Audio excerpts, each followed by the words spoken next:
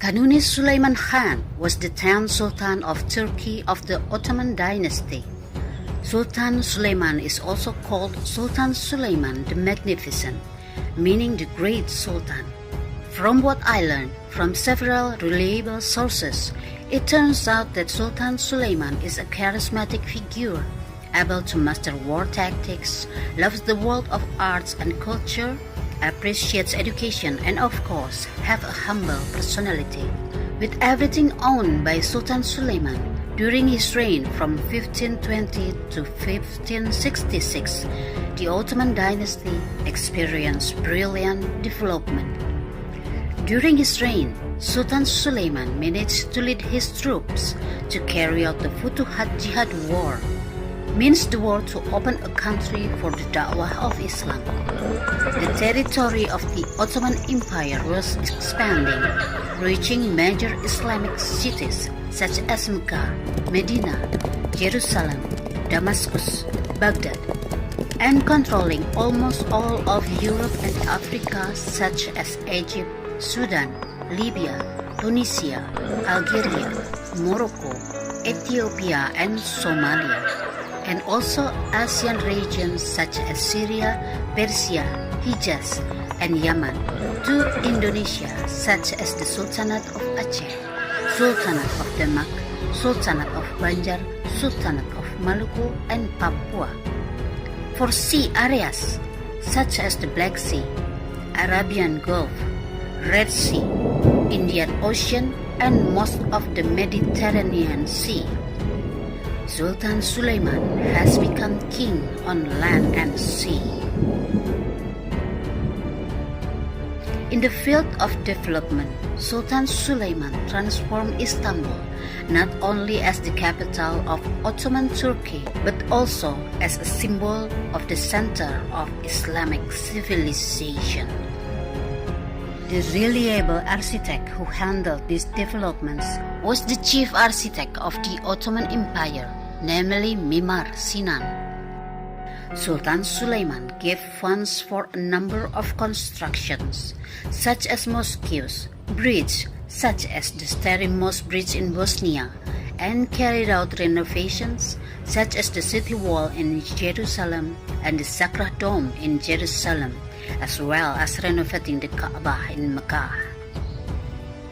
In the field of education, Sultan Suleiman ordered to build a madrasa complex to provide free education for Turkish Muslim children, and the complex was united with a public hospital. In the field of development, Sultan Suleiman's love for art and culture is reflected in the architecture of these buildings.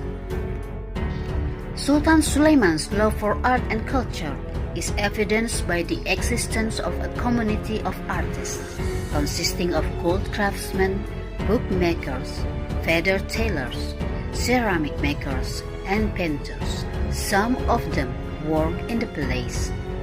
Sultan Suleiman also wrote several poems and books under the pseudonym Muhibi. Sultan Suleiman is also called Sultan Suleiman al-Kanuni bin Salim. Al-Kanuni means lawgiver.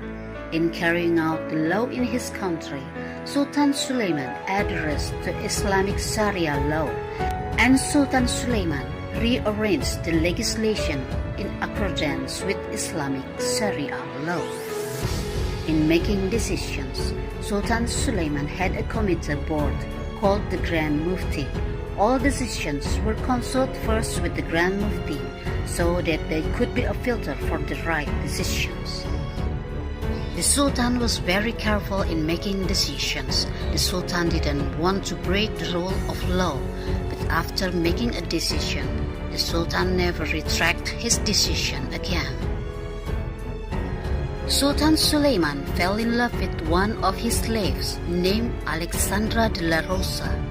The Sultan paid more attention to her than to Mahidevran or Gulfam Hatun, his concubines. The Sultan gave a new name to Alexandra, namely Huram, and Sultan Suleiman broke the Ottoman tradition by marrying Hurram Sultan, who usually a sultan would leave his concubines by sending his concubines and children to other places. Sultan Suleiman often sent love letters or composes poems for Hurram, and is read when praising Hurram or to comfort Hurram. And Hurram is no less romantic in writing love letters to the Sultan. Hürrem'im.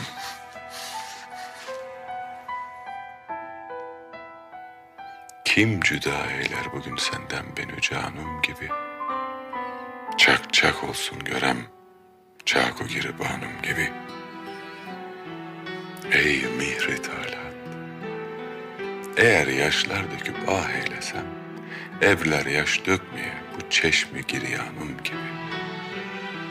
Ey muhibbi, hicre muhtaç eylemez aşıkları, avudup feryada salmaz, var mı cananım gibi.